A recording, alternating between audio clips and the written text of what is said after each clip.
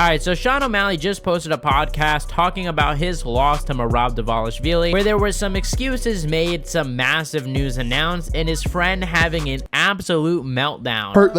All I'm trying to say was there was moments where someone could have said, Schmitty, Sono could have said, Schmitty, we're gonna be at the room here, I'll come down and get you. Not one fucking thought was made about me. A lot of interesting things to take from this podcast. I'm just gonna go in and break down some of the highlights. We won. We opened up the podcast with Sean O'Malley, being honest about a lot of things, right? Saying that, Merab just outmuscled him, saying he just felt that he wasn't as strong as Merab. I knew what to do in certain positions. I just felt like he was just stronger. But then he also weirdly points out that he needed just one more round to win. Yeah, and two of the judges had you win in round 3 and 5. Damn, if I would have won one more and those two judges said it. Just Yeah. one more round. That's weird. That's crazy.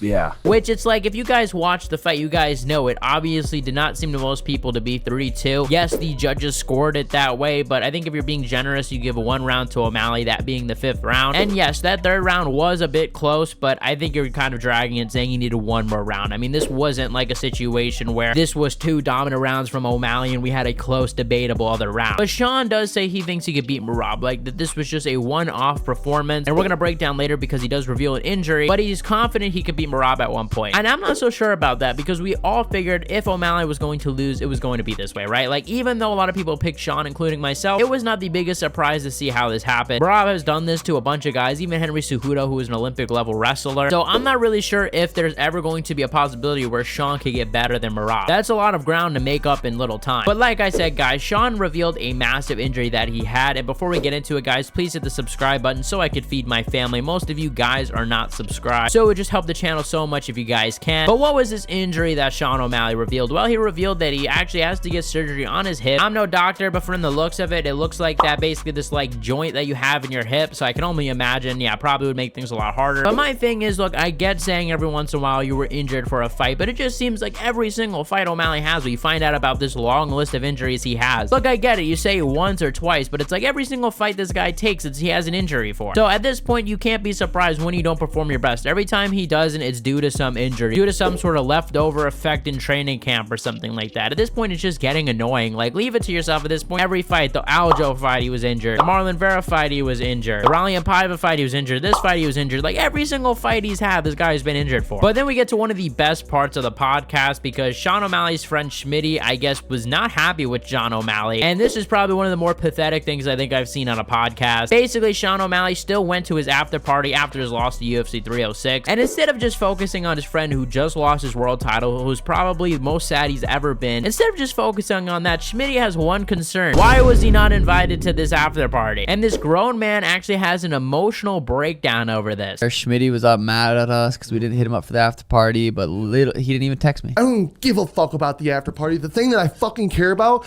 is I want to be with these boys because I'm part of the team. I don't care if it's up in the after room or if it's in the nightclub. And there was a whole bunch of people that were all together and no one said, where's Schmitty? I was seriously upset. Schmitty also brings up the fact that apparently he's had Sean's back before by, talking shit about Merab and Aljo. Also saying he made the press conference by talking shit to them, when I'm sure probably a total of, being generous, like 100K people saw this. I said I love you to both of you. I had no idea what was gonna happen. I'm down. I walked 30 minutes back to the arena where I'm passing the Georgians talking shit.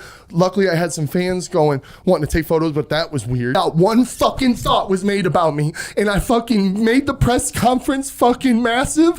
I fucking went to Merab and Aljo to their face and backed up my shit talk, and I said, fuck you to their face.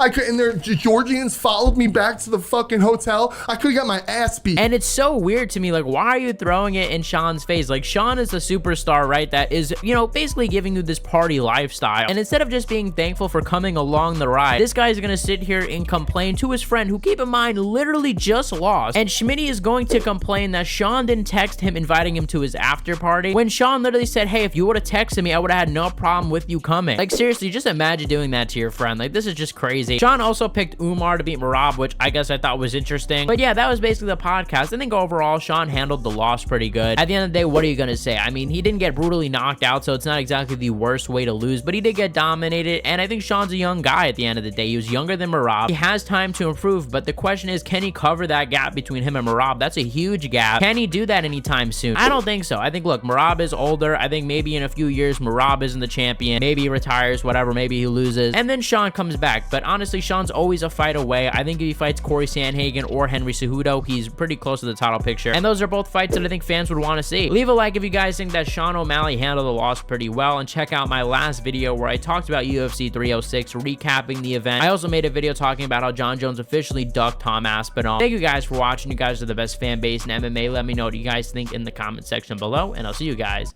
in the next one.